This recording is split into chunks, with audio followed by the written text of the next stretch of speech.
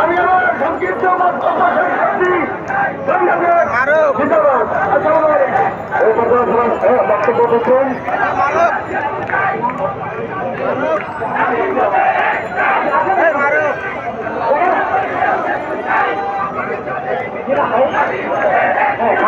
বাংলাদেশ ইসলামী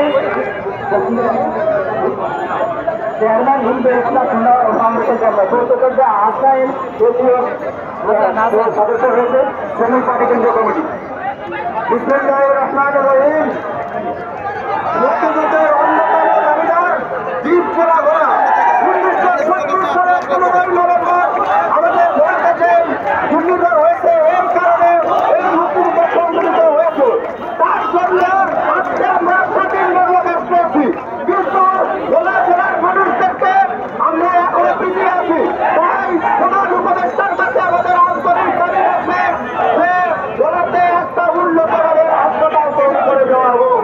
যদি না দেওয়া হয় তাহলে আমরা সচিবালয় জেলা থেকে শুরু করে সর্বস্তরের কার্যক্রম শুরু করবো। এই বলে আমি আমার বক্তব্য শেষ করলাম। আল্লাহ হাফেজ। বক্তব্য